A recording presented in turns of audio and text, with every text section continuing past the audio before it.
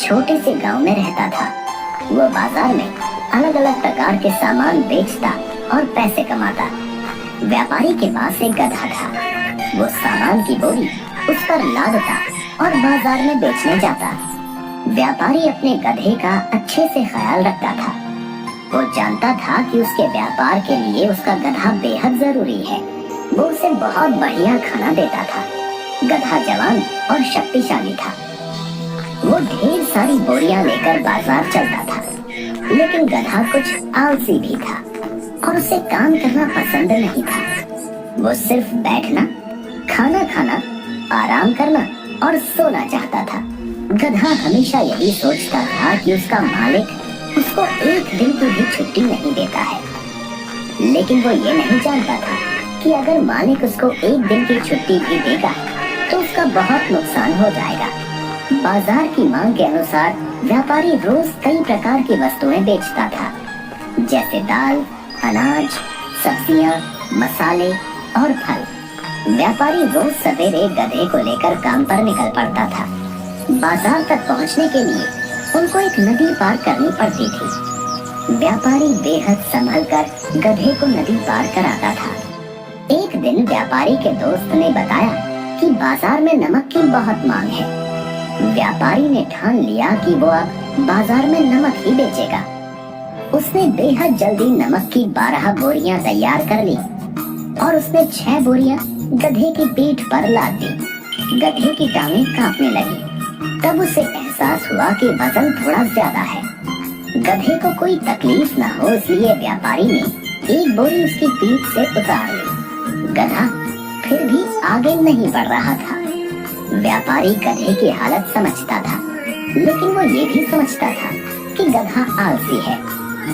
उसने गधे को डांटा और छड़ी से भी मारा और इस तरह गधा चलने को राजी हो गया। उस दिन व्यापारी की सारी बोरियां बाजार में बिक गईं और इस तरह व्यापारी को अच्छा खासा मुनाफा हो गया। फिर उसने ठान लिया कि अब वो बाजार में नमक ही बेचेगा। अगले दिन उसने गधे को फिर से तैयार किया। गधा पहले की तरह ही लड़खड़ाने लगा तो उसने कुछ बोरियां कम की और जैसे तैसे गधे को मनाकर ले गया। नदी पार करते समय गलती से गधे का पैर फिसल गया और वो पानी में गिर गया।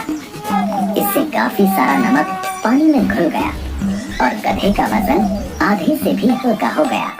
गधे को चलने में आसानी होने लगी, लेकिन व्यापारी का काफी नुकसान हो गया था। अगले दिन जब नमक की बोरियां लादकर व्यापारी गधे के साथ नदी पार कर रहा था, तो गधे ने सोचा कि कल जब मैं नदी में फिसला था तो वजन कम हो गया था। उसने सोचा कि क्यों न इस बार भी जानबूझकर फिसल जाऊं तो मेरा वजन कम हो जाएगा। इस तरह वो जानबूझकर फिसल गया और काफी सारा नमक नदी में घुल गया और फिर एक बार व्यापारी को नुकसान हो गया। इस तरह से उसने रोजमर्रा की आदत बना ली और काम से बचने के लिए व्यापारी का नुकसान करने लगा।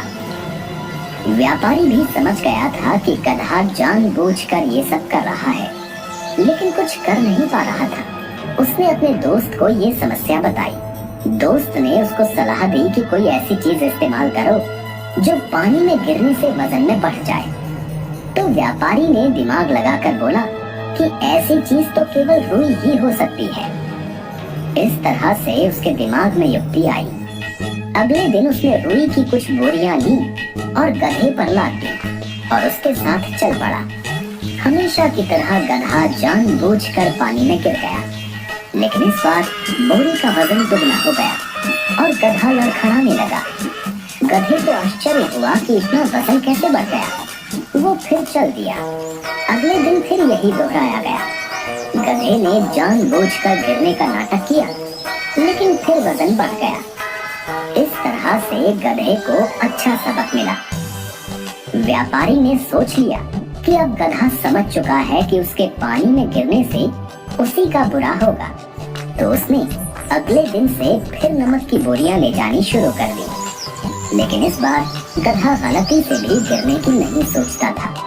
इस कहानी से हमें ये शिक्षा मिलती है कि किसी भी परिस्थिति में युक्ति और बुद्धि का प्रयोग करके उस परिस्थिति को अपने अनुकूल किया जा सकता है। मुश्किल से मुश्किल परिस्थिति में भी बुद्धि का प्रयोग करके स्थिति को संभाला जा सकता है।